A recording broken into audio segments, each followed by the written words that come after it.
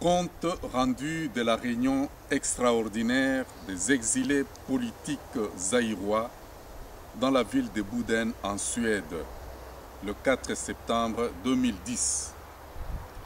Nous, collectif des exilés politiques zaïrois, résidant en Suède, réunis en session extraordinaire du 30 août au 2 septembre 2010 dans la ville de Boden en vue d'évaluer la nouvelle tournure des enjeux politiques au pays en rapport avec l'ambition clairement exprimée de M. Etienne Tshisekedi Mulumba déposer sa candidature à la présidentielle de la République du Zaïre, la République démocratique du Congo pour l'exercice 2011-2015. Considérant que la candidature de M. Etienne Tshisekedi Mulumba constitue un événement majeur dans la vie politique de notre pays et qu'il appartient aux hommes politiques responsables de taire leurs ambitions politiques face à ce candidat vertébré. Considérant qu'il appartient aux hommes politiques d'éviter l'erreur monumentale de 2006 en y allant en ordre dispersé, considérant que la personne de M. Etienne Tshisekedi représente une des prestigieuses figures de lutte pour l'instauration de la démocratie dans le monde et que sa personne représente également dans l'imaginaire populaire de tout notre peuple le transfert psychologique de l'état de l'inconscience vers l'état de conscience. Vu qu'il est dans l'intérêt de notre pays de respecter le timing de 5 ans et parti au mandat présidentiel et qu'il échoit à notre peuple d'éviter de tomber dans l'inconstitutionnalité en prolongeant la présidentielle jusqu'en 2012.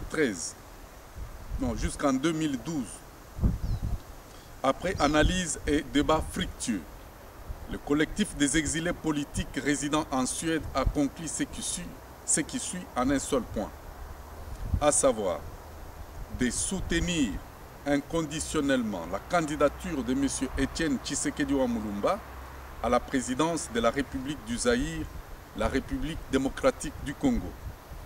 Par ce fait, le collectif prévient aux soi-disant dirigeants au pouvoir que tout subterfuge tendant à exclure la candidature de M.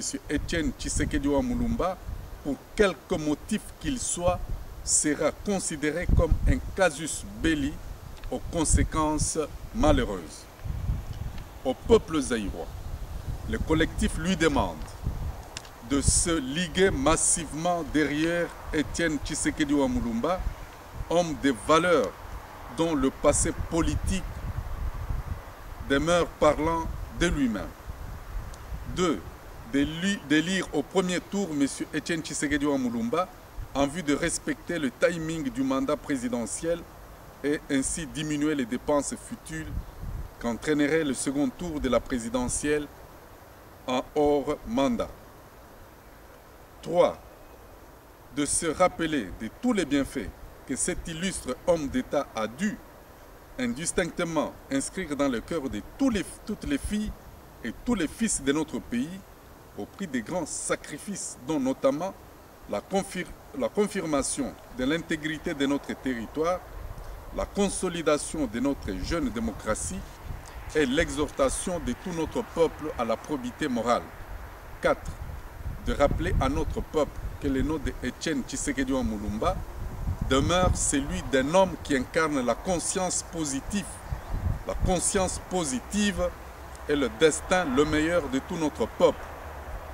Le collectif croit sincèrement que le monde entier qui respecte à jamais la personne de Etienne Tshisekedi respectera par ce fait même tout notre peuple à travers cet homme de valeur.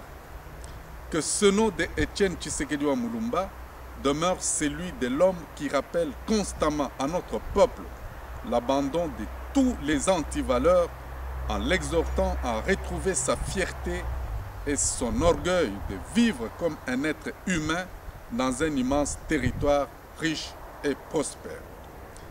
Ainsi fait dans la ville de Boden en Suède le 4 septembre 2010. Pour le collectif des exilés politiques zaïrois en Suède, Albert Mouya Ilunga, porte-parole. Voilà, mes chers amis journalistes, la conclusion de nos travaux, de notre session extraordinaire. Je me mets à votre disposition pour répondre à quelques-unes de vos questions. Je crois que nous n'allons pas déborder, bien sûr. Merci.